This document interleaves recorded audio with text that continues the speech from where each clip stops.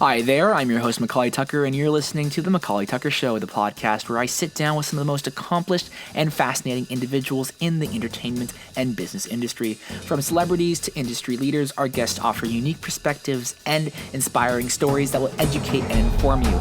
Join me as I sit down with my next guest to cover their humble beginnings, challenges they faced, as well as their accomplishments in life. You are bound to learn something new, so sit back and enjoy the interview.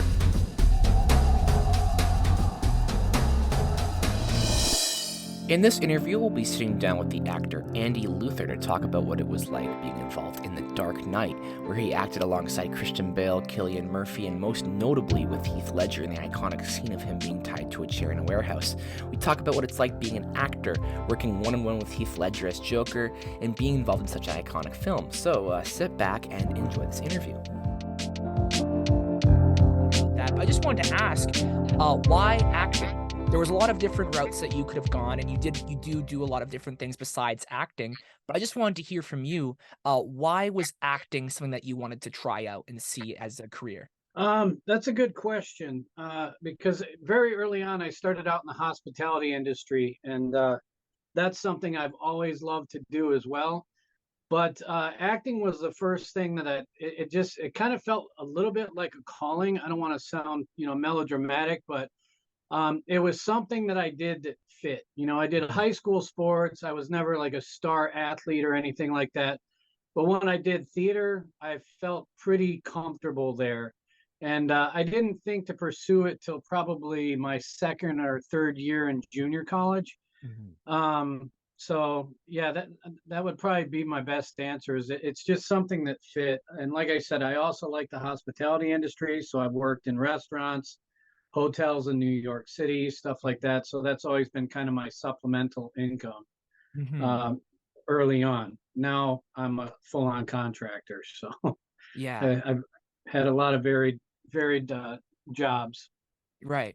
And it's really interesting that you mentioned in hospitality. I recently had a guy on my show, a young guy actually, who recently had the opportunity to be in a film, a really cool film. He was casted as a younger version of Joaquin Phoenix, which is a pretty big thing for Oh him. wow. And he works at a Mediterranean restaurant, and we talked about exactly that, like, working in hospitality. And a lot of times working in hospitality can really impact other factors of your life, especially acting, because you're able to work with people, you're talking with people, and you kind of understand. So I wonder if there was probably a lot of instances where that past knowledge helped you out a lot.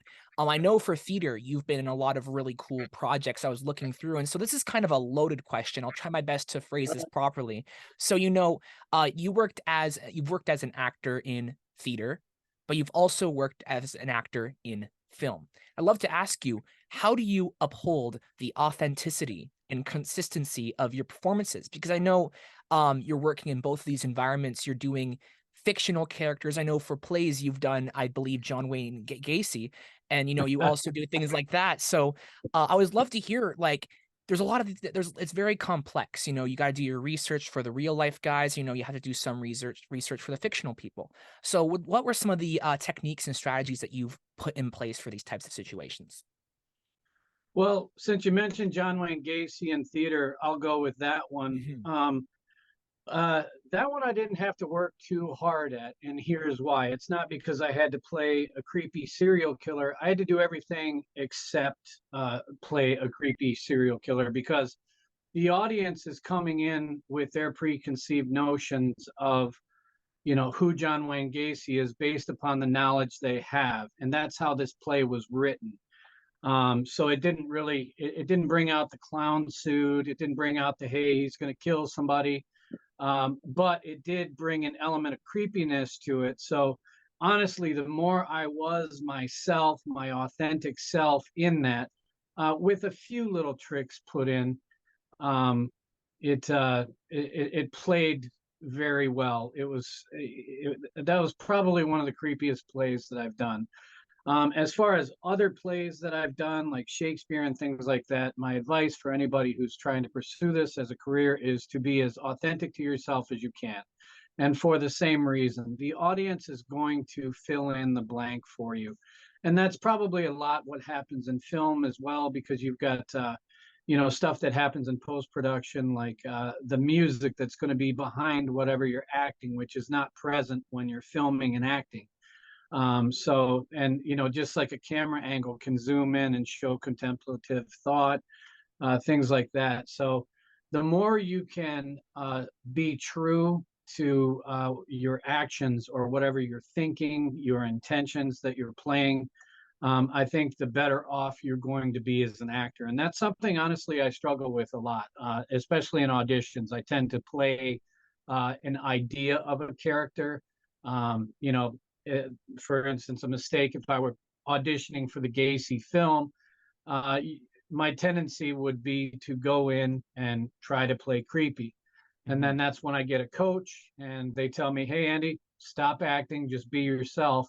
And that's when it really starts to lock in. And hopefully you can get a couple of good takes and you get to the callback, but that's always my job, is to get to the callback. After that, it's out of my hands. So, Mhm. but And that's very good advice. That's very true. And I feel like that, even for me, just hearing that, it's very important to kind of be yourself, even for other things that you're doing, even creating content, running a show, doing art, right. anything, sticking true to who you are as a person. Listen to what the audience wants, but also what do I like? Don't force the product, type thing. And it's really interesting that you mentioned, John Wayne Gacy. We're on that subject. So you've done a lot of plays. You were kind of involved with that. I know, doing my research, I was able to learn a bit more about your childhood through past conversations that you've had. It's a really interesting life that you've lived, kind of transitioning to film. You were able to be involved in projects. And I want to briefly talk about, of course, kind of the big thing for you. And you've shared this story before, but I'd love to hear it. It's kind of interesting that, because John Wayne Gacy, is scary, and this movie, the person that you worked with was playing a scary character. So it's kind of cool to see how somebody can interpret a villain.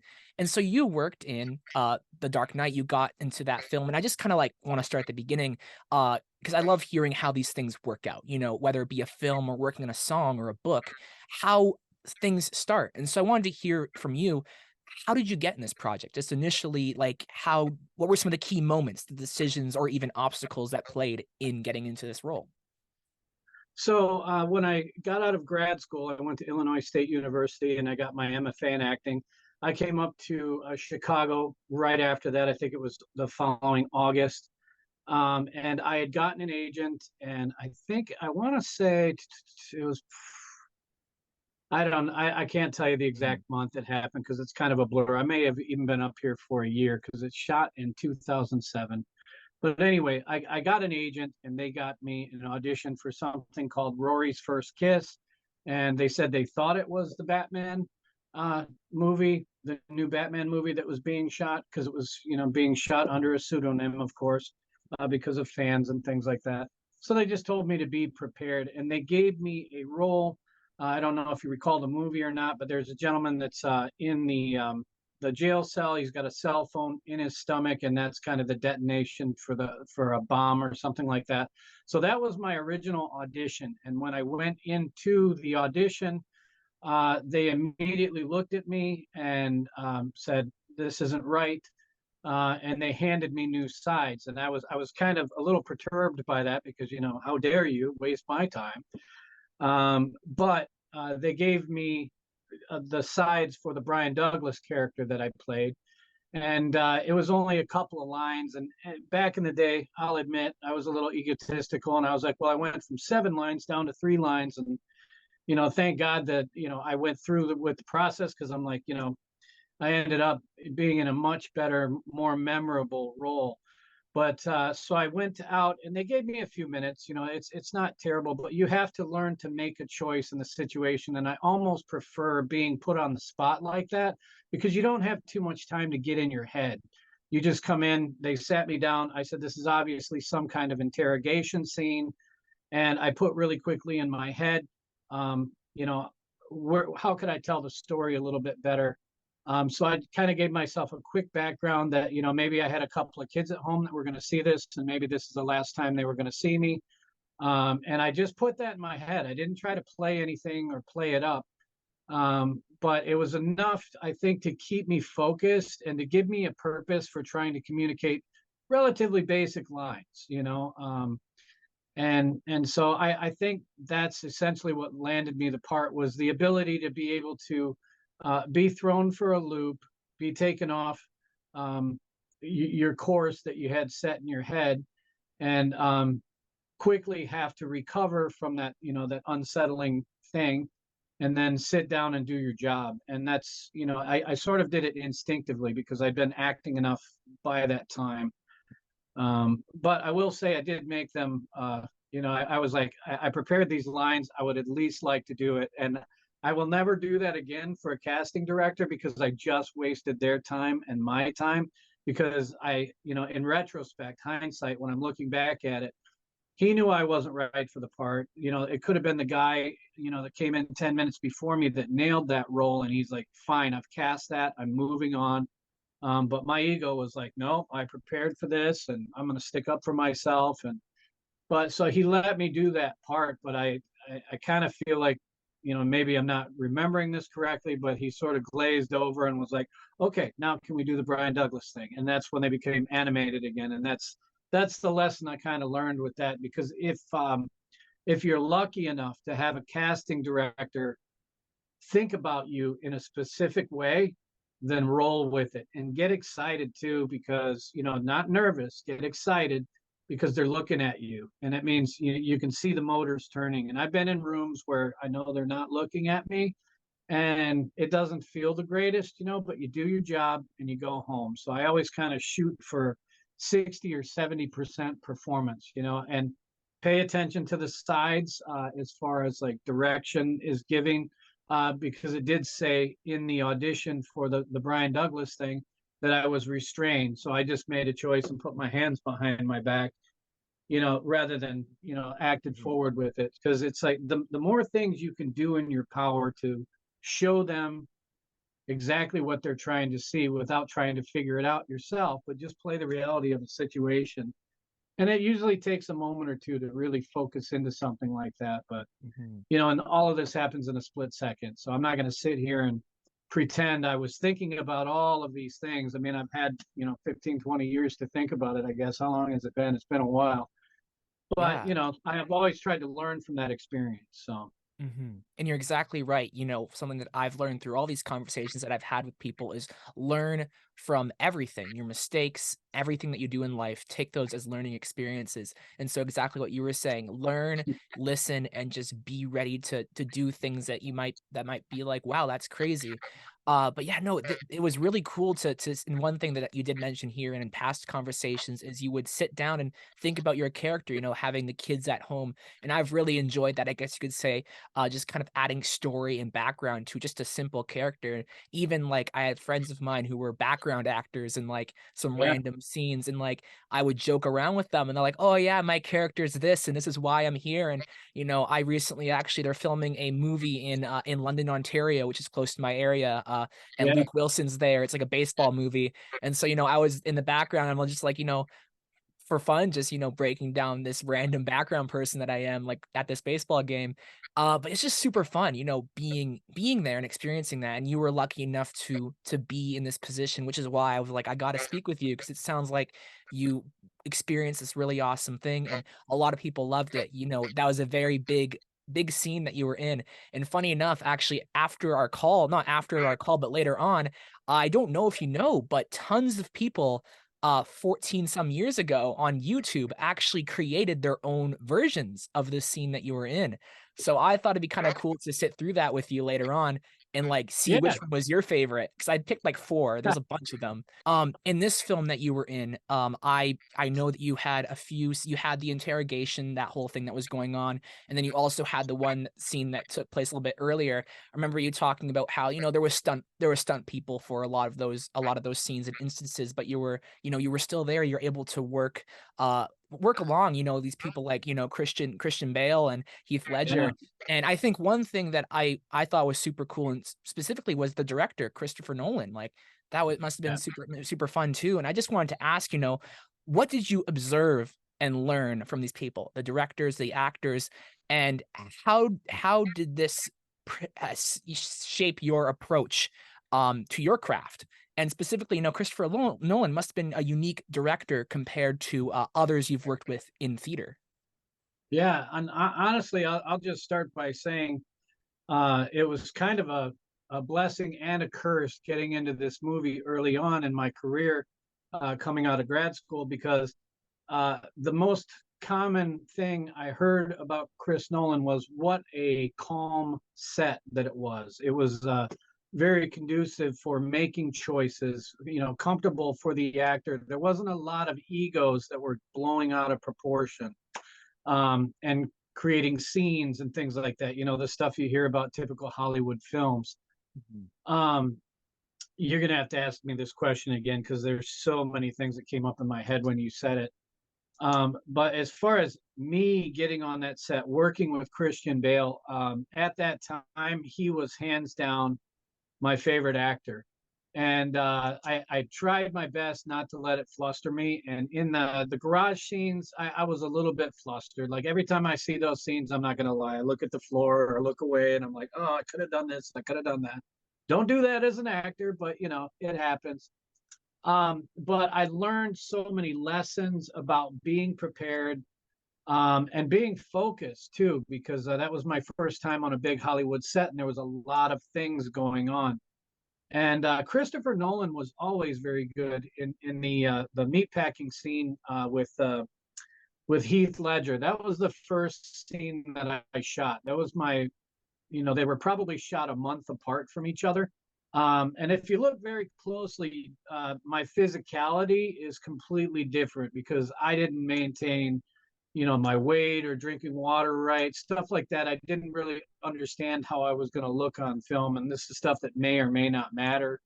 But to me, I noticed a difference. Like I kind of fell off after I did the first scene. I probably looked like I gained 20 pounds when I came back, but they just kind of roll with the punches on that. But Chris Nolan, he came up, gave me a couple of directions, but the important thing to note is you're not going to get direction like you do in an acting class in school.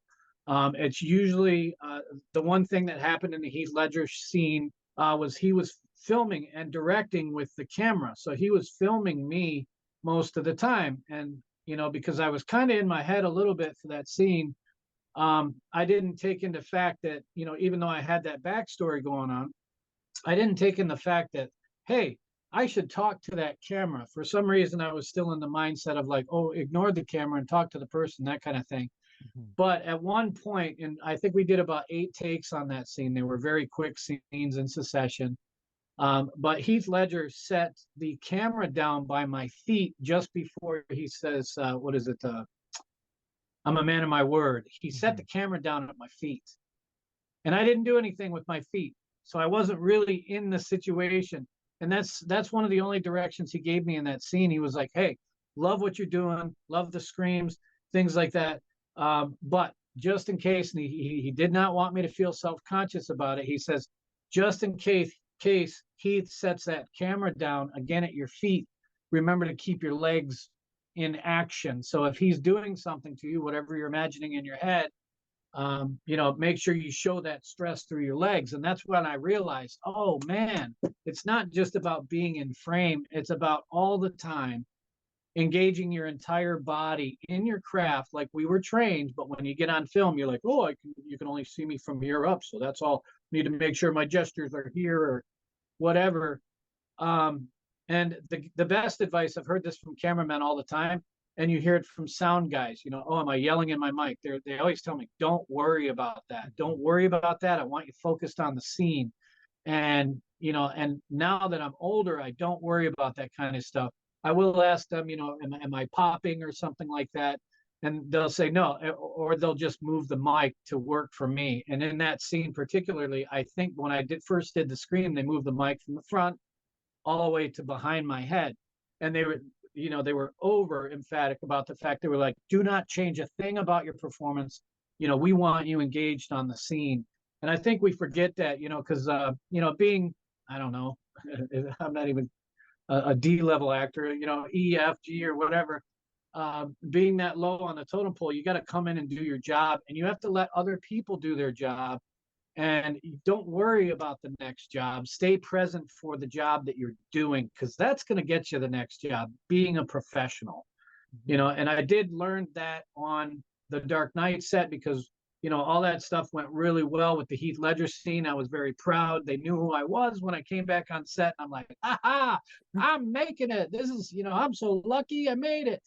And I kind of put the cart in front of the horse because I sort of fell apart when I got in front of Christian Bale because, like I said, he's one of my favorite actors. He still is. I love the focus that guy has when he does film, and he makes it look so damn so easy.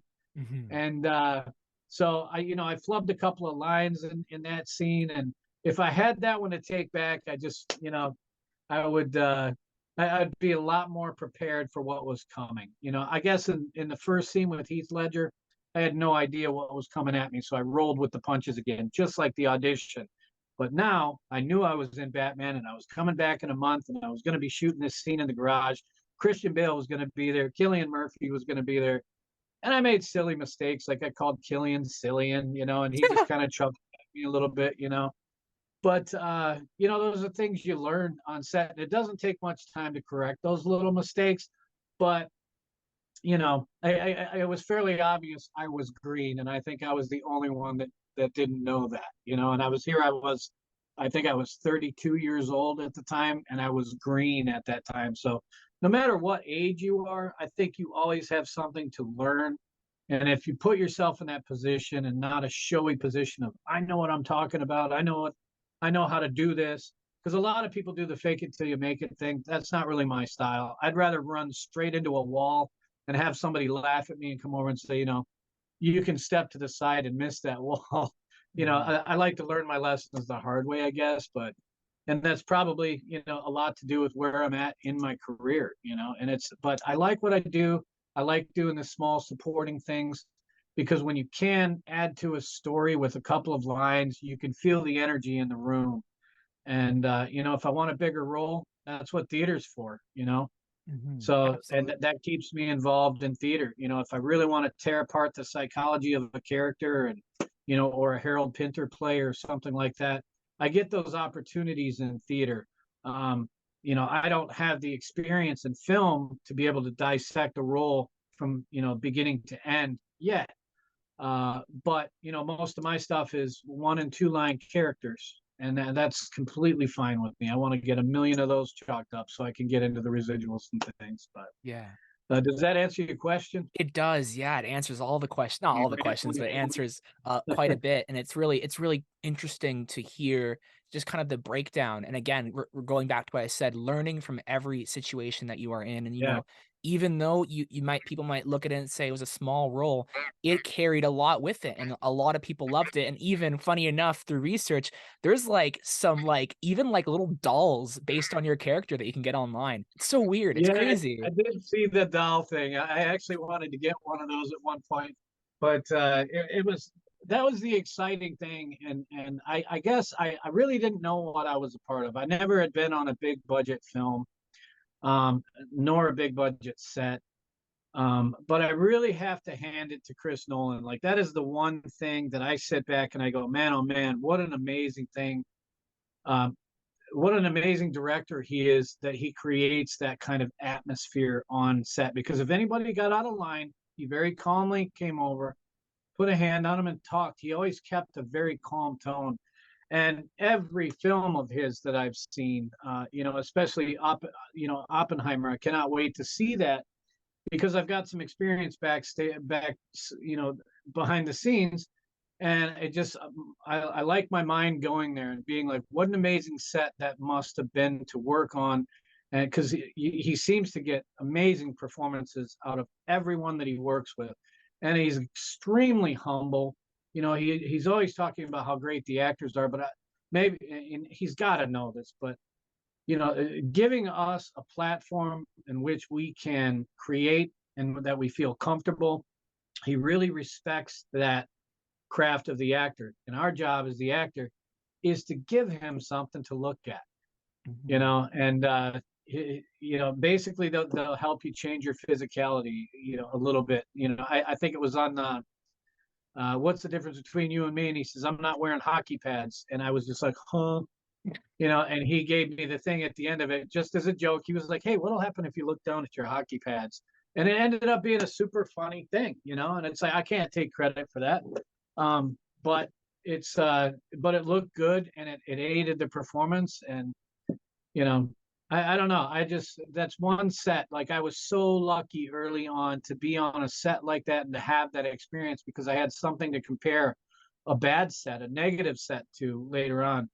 And you know, just you know, when egos are a part of it, and you can really see it in the performances of all the actors, not just the main characters. It's like everybody, you know, especially the smaller roles, you get wooden performances and things like that. So yeah, Mhm. it was a really a true blessing working with him. And you know, I hope he doesn't retire before I get to work with him again, because I'd love to, you know, play a milkman or somebody riding by in a bike or something. Hey, you know, whatever.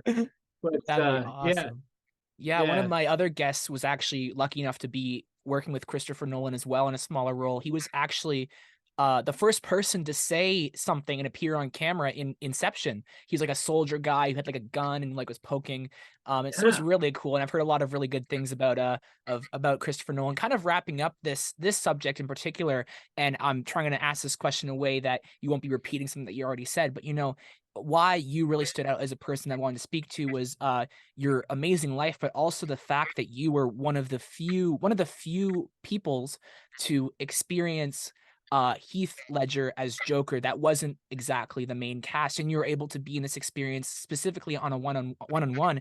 And you know, he unfortunately passed away, but you were able to experience this amazing performance. You know, The Dark Knight is a very popular film, and so reflecting just on this project, you know, everything that you've talked about right now, but specifically on Heath Ledger, like did he pass on any information to you just in this project in general? What did you learn? How did you grow from this project? I'm gonna be 1,000% honest here.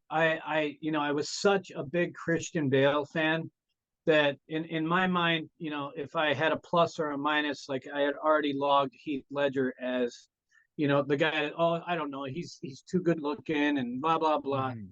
And I couldn't have been more wrong. And you know, his death was a tragedy, but I'm glad that I was able to change. He was able to change my mind by just being a good, genuine human being. And Mhm. I've seen documentaries about him afterwards, and I was like, why did you go in there with that?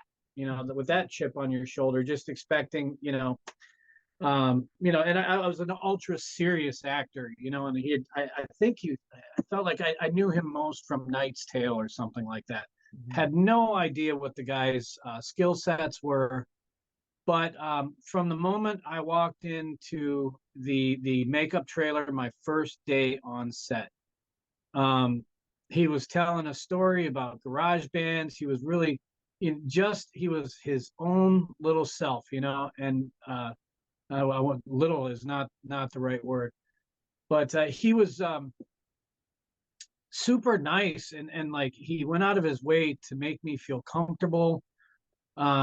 You know, he came over, tapped me on the shoulder, you know, because before you go in, they're like, oh, just so you know, I showed up for Rory's first kiss, and they were like, it's not a villain you're going to be acting with today. It's the Joker. You're going to be with the Joker, and I believe that was the first Joker scene that was filmed. Mhm. And so, you know, he was working on his makeup with his makeup artist and things like that. And they were just talking away, gab, gab, gab.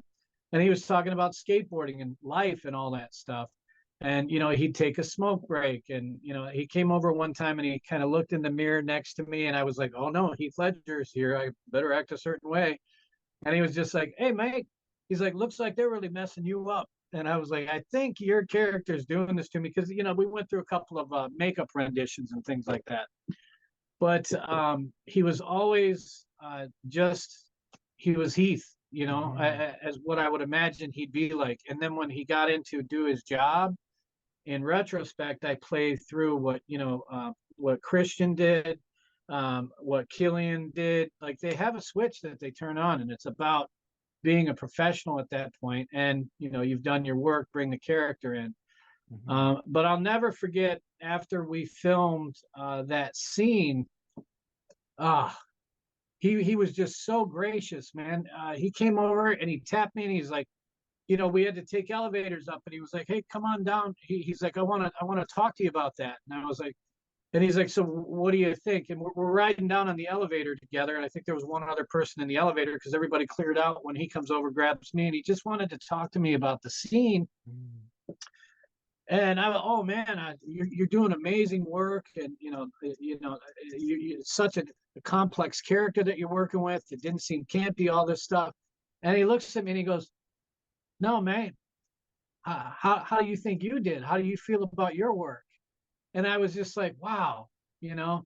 And I'll never forget that because he made me feel like an actor at that point, like an equal. He was like, "How did you feel about that?" And I was like, "Wow." And I hadn't thought about it. I was still going through the motions. They applauded when we were done. I'd never, I was like, "Okay, well, that was Heath, blah blah blah."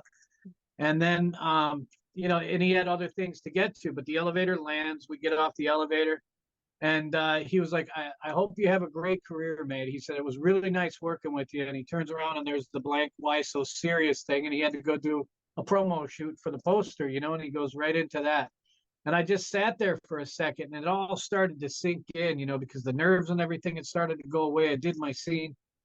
And I was like, man, oh man, immediately you start playing that in retrospect. You're like, oh, hindsight's 2020, as they say.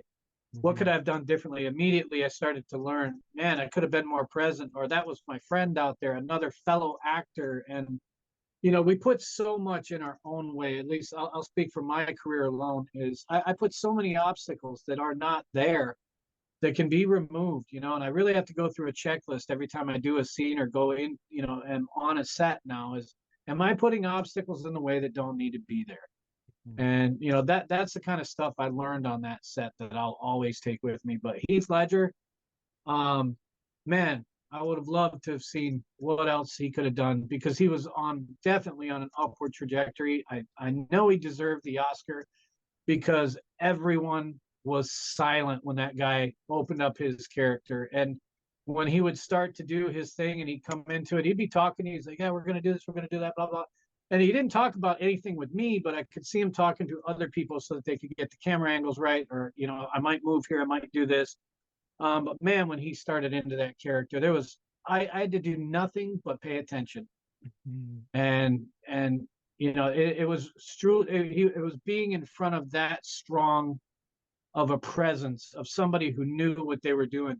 And I walked away from it, and I hope this doesn't sound egotistical, saying the gift he left me was that I felt like I could do that at some point in my life. Given the opportunities, I was capable of it. So be prepared. You never know what's going to come down your pipe. I stopped being afraid of being on big sets. A month later, I got in front of my acting idol and I froze a little bit, so you got to keep practicing those things. I flubbed a few lines with Christian during rehearsal and had to pick them up, and I, do the old football thing, hit yourself on the head and you feel bad about it. But Mhm. for the most part, everybody wants you to do a great job. And I think that is the most important, essential thing to know as an actor is you might mess up, you might knock over a microphone stand. Somebody's going to move it out of the way because they don't want you to feel bad about that. They want you to work on your performance and just focus on that. So hopefully that Absolutely. answers your question. I could go on for hours about Heath, but man, oh man, It's all what an good. No, amazing human being. yes, absolutely. And it's really great to hear that. Definitely answers my question. After this film, you were able to work on a few short films, a few things here and there. But this is a really interesting question. I did mention this to you. Acting, working in the industry, you learn, you obtain different skills, but you also have done different things. I believe you you actually work you in what's it called? Let me see what that's called again. Installation. You work in installation, installing things like that. And so I wanted to Yeah. hear about like I'm curious to know how your experience as an actor and the valuable lessons you've learned in that realm have influenced your work in running this installation group. Additionally, have there been any surprising similarities between the two roles that you didn't expect, where skills or insights from acting have proven beneficial in your current endeavor and vice versa? Yeah, acting I think makes me an incredibly intuitive person, and the ability to kind of read people a little bit.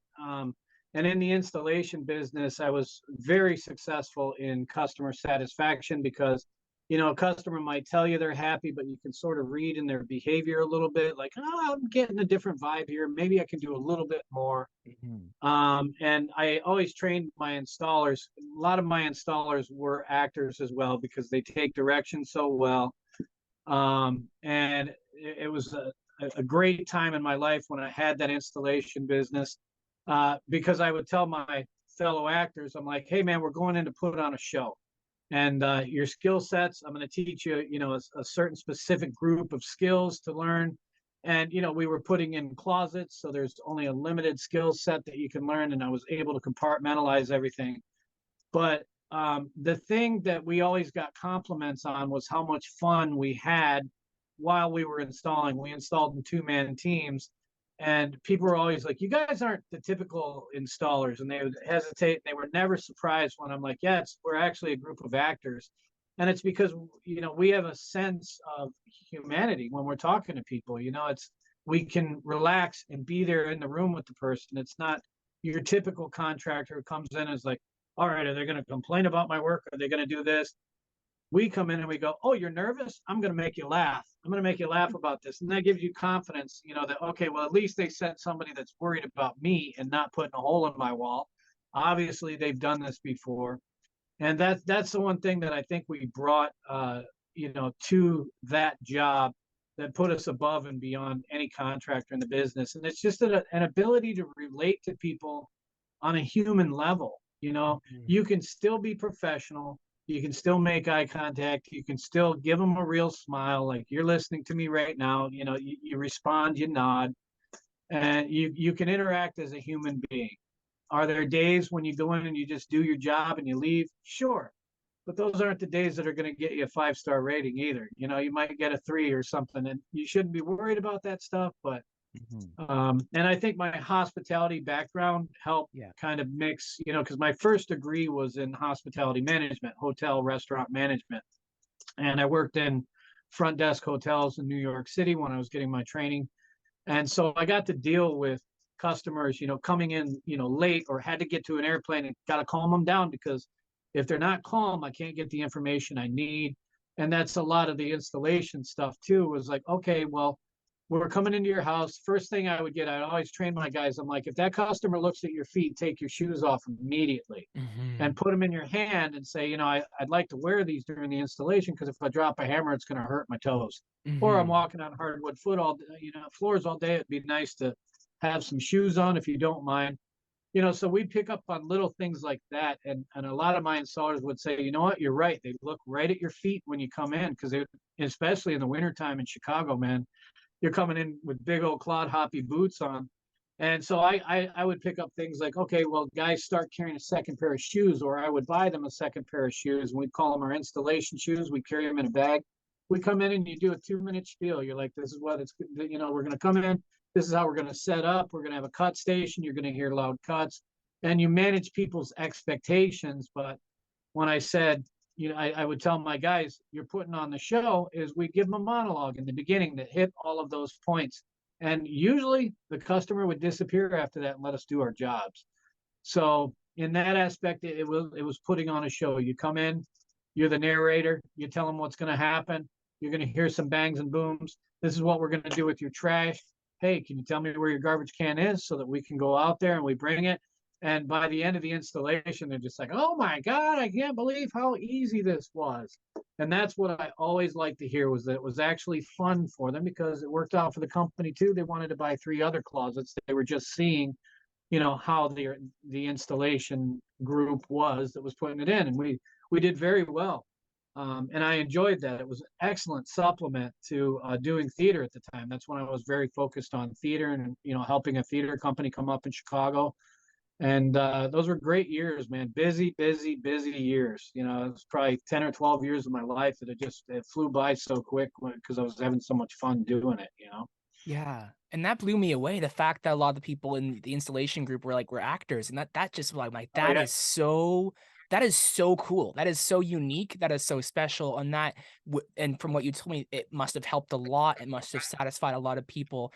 And it's just super cool to see and hear that. And I know for you, looking through, you continue doing, you continue doing theater. I just discovered this a few days ago. Actually, I was watching it. It's one of your videos showing that your work. It's a comedy thing of you in the vehicle. That was hilarious. That is so funny. Yes, Yeah, that yeah. video. Oh my word, man! You can do some comedy stuff. I would love to see some more comedy. It's really cool. Yeah, that's oddly enough, I was class clown in high school. I was always the guy that, I would joke to the point where it was just inappropriate. Right. And for some reason, I keep getting these serious roles all the time. And I get nervous, when somebody's like, "Oh, be funny." I'm like, I don't know what you're talking about. I always freeze, and if I had some more training to get under my belt, it's definitely improv training. Because I think, and matter of fact, if I were to do my career over again, I would start with improv training because I think it essentially works with who you are as a human being and helps you develop characters based upon who you are. Whereas acting for me has always been kind of an outside in process where I'm like, oh, what do I have in common with that person? Okay, well, now I'm going to have to blow that up in myself. So, and it's a very safe way of taking things. Whereas in improv, you got to work with you right off the bat. And yeah, so and that still scares me. I just had a fright thinking of that. I'm like, yeah, I should go down to IO and get in their classes and learn how to do improv. And I'm like, my immediate thing is, well, you're 50 years old. You're going to be going on, you're going to be acting with 18 to 22-year-olds. Nobody's going to want to work with you. But you never know. It's that kind of stuff. It's like that diversity that I don't know. Yeah. Improv, I think, is something to get you over those little fears, and they never go away. At least for me, they haven't. But Yeah, and I know for film, I was talking with you on the phone about this, and I was actually just watching recently, specifically your scenes in this. But you were recently involved in a CW show, which I'm not 100% certain. I was looking through it, may or may not be. I think it was affiliated with Warner Bros. At a time, or it's something like that. But I'd love to hear you're talking with me on the phone a while back about you have a really strong relationship with your agent, and there's some things that are coming up. So I'd love to hear about the future with acting for you. Do you plan on auditioning a lot more, being involved in a lot more things? Love to hear about that. well, as far as upcoming things, I just shot a commercial for a diabetes commercial type thing. So, and it's one of those medicine ads where you have no lines and you just look like you're having fun the whole time, where they're telling you all the side effects. And I'm assuming because I haven't seen it yet, but the commercial stuff is a lot of what I do. Mhm. I've got a Culver's commercial out. It's called Barbecue Champ. It was one of the few character-based advertisements that they did, and that's when I get to play with my comedic chops a little bit, or just be myself, I should say. But in the CW role, I've got to say, I get a little nervous when I'm playing those kind of roles, and you don't know what kind of context they're in. When you're playing a role that makes you nervous, so to speak, Mhm. because I've always worried about, and I hear this a lot too, oh, you're an actor. I can't believe anything you say because you're good at lying. And I'm like, well, no, it's actually about telling the truth. It's the opposite of lying. And so I always worry because I don't want to get pigeonholed in this business. And I don't always want to be playing the right wing, super aggressive characters, the misogynists, things like Mhm. that. But I will say there's some really great people I know that have embraced those kind of roles that I know that I've been coming up with. And man, oh man, they just knock it out of the park. And that's another instance. I mean, if there's a theme in this whole thing of get out of your own way and just do what's asked of you and trust the process, that if you can do a bad guy really well, eventually they might throw you in the good guy role. Mhm. You're going to run out of bad guy roles after a while. So I was very apprehensive about the CW role, to get back on subject here. And I was like, oh, great, here I go. I'm getting pigeonholed again. This is all I ever get called in for. And Mhm. I guess, lay off on the hate because I don't want my nieces to see it and think that about me. And I'm kind of over it now. It's like, go ahead, send them. I will be a villain for you. And the funny thing is that's the thing I used to get compliments on stage. I did The Crucible. I played Paris. I played Hale, good guy, bad guy.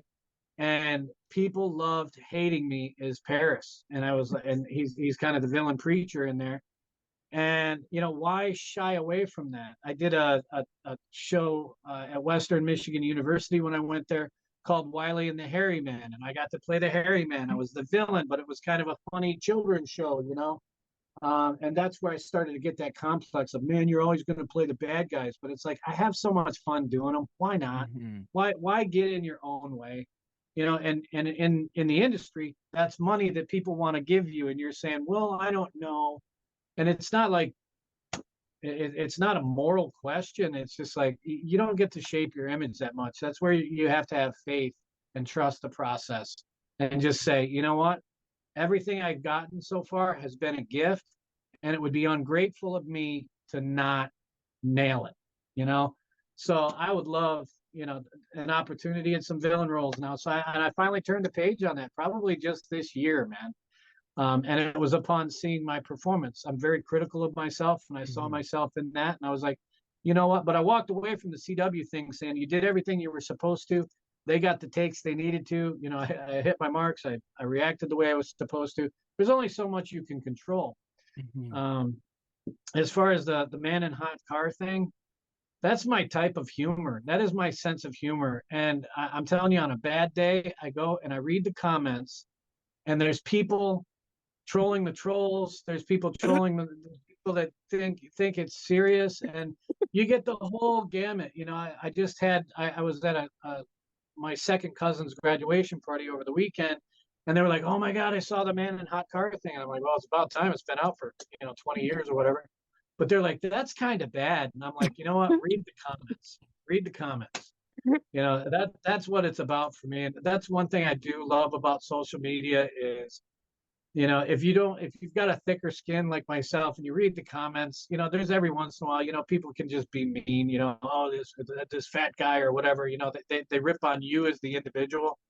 But it's like, you know what? All in all, I've got to say that's probably one of my favorite pieces I've ever done. And I got paid $50 to do that, man. And they shot it on an iPhone. And am I sweating? No, it's a water bottle, man. Like we had to do that in progressions. And that's what I love about it. It was theater, but it also looked real. And one of my favorite things is people talk, well, if he was more in shape or something like that, he might not have sweated that so much. And I'm just like, man, we had a water bottle. It's like you don't know that this is entertainment, it's make believe, but you go to a comedy site and you're gonna take something that they say seriously. I'm like, come on, man. We really need to lighten up as a society. And like now, granted, the subject matter, I mean, is it in the best taste? Not really, but I didn't get to choose it. My job was to do the script, and I did it. And the director, I think if you look in there, you'll see his elbow pop up every once in a while. He's laughing, and he'd come up in between takes and tell me blah blah blah. But he'd keep ducking down in the back seat back there. He was having a blast because he got to write something, and he was hearing the words come out of my mouth, and he couldn't wait to watch the scenes, because he's ducked down in the seat. He couldn't see anything. And his whatever his production manager or whatever sitting in the seat next to me with the water bottle, and it was just a fun production. I mean, we're shooting this on a street in Chicago, and but yeah, that's how crazy it is. One day you're on a multi-million-dollar set, where they're burning through $1 million a day, and the next day you're shooting one of your most popular videos for less than $50, man. And this is what I really like about the entertainment industry right now is that it's becoming so controlled. And as a business person and an entrepreneur, I love that people are creating their own content. That you're young and I would have never have thought, hey, how am I going to launch my own career? I mean, Mhm. you're learning how to be an interviewer. You're also working in the industry, so you know what goes on behind the scenes. And when I was coming up, you had to go to school for that. You had to learn this section of it. You had to learn that section of it. And before that, if you wanted to be an actor, you went and you became an actor. And that's what I like is I feel like we're getting back into the creative side of things where the people with the ideas are also benefiting from their own work in some ways. You've got to be Mhm. careful. It's a business. I'm a union member. I think it's an awesome thing. It's been extremely helpful to my career. But I love the fact that this YouTube stuff, and that you never know what's going to happen with this platform. And I'm super grateful that you even had me on here, man. So I will Anytime, talk man. to anybody who's interested in this stuff. I love talking about acting, you know. Well, this is the last question that I always ask my guests. I mean, you kind of already answered it, but I always, what's one valuable piece of advice that you can give to any number of the people listening here today, whether they want to be an actor, a carpenter, or any job like that, that you feel like they need to hear right now? Well, valuable advice. I think if you want to act, start creating your own content, because that's the thing that's going to keep you the busiest. And learn how to do it. If it scares you, and I'm talking to myself here, if it scares you, dive into it a little bit. Be comfortable with it until you get comfortable with it, because the passion's going to take you a little bit further than you ever want to go. And the further you go, it's like, taking the next step. Next thing you know, you're riding a bike, and you used to be sitting on the bench. And, with writing, you think you're not good at dialogue. It's like, well, you have ideas, don't you? You need to get better at putting your ideas on paper. And then after you put them on paper, you've got to get better about putting them up on the screen. Mhm. If you want to be a contractor, there's no better time, man, especially, the younger kids, because I'm one of the youngest people in my trades right now, and the work is endless. You work for yourself. You get to take pride in every little thing that you do. There's nothing better than having somebody say, "Oh my God, I'm so glad I found you," because then you've got a client for a long time. And then you hope they move to another house so you can get a whole bunch of more work. But it's nice to have that. And, in retrospect of my life, maybe don't jump right into college. I started undergrad when I was 27 years old. I went to a junior college when I was younger and immediately took some time off, went out, skied, figured some stuff out. Now, if you're a planner and you've got to have your life planned out, I'm not talking to those people because I don't plan much. But figure it out, because student debt is a real thing, man. And if you don't have to spend, you know, you borrow 30,000, you're going to pay back 100. Know that. Even, it's a great deal. It's easy money. But you may not need to go to school for it. There's a lot of things that you can learn by having the ambition, acting being one, construction being another one, and learn about money and how money works, and how, uh, you know, basically, how business works. Because after that, you don't really need college, because you're still going to fumble and have to figure things out. You're not going to get placed at a certain level of a job, but you're going to get there eventually anyway, because people hire passion, you know, and no matter what industry you're in, they hire somebody who they feel good about. And if you don't feel good about what you're doing, how is somebody else going to feel good about it? And how are they going to invest in you? And now, if that's a multi-million-dollar movie and they're going to pay you $300,000 to be in it, they've got to feel pretty good about you loving what you do. Same thing with hanging a door in somebody's house. They ask you a question: "Can you hang that door in my house?" "Oh, well, I don't know." "Well, you're not going to hire that guy. You're going to hire the guy. "Heck yeah, go get it now. Go down to the store, get that thing. I'll slam it in for you by the end of the day." Not, they're like, "Well, don't slam my door in," but you get what I'm saying. Mhm. Allow your passions to figure out for you, because a lot of times, when you're being practical, and again, I'm talking to myself. When you're being practical, you tend to be apprehensive. Um, Let your passions guide you, and those are gifts. Those are emotions that are telling you you're making the right decision. But be practical while you're doing them, but allow your emotions to lead you, I think, a little bit more in the direction to find your passion. If you love doing interviews, you never know, man. By the time you're my age, you might have your own TV show. Yeah.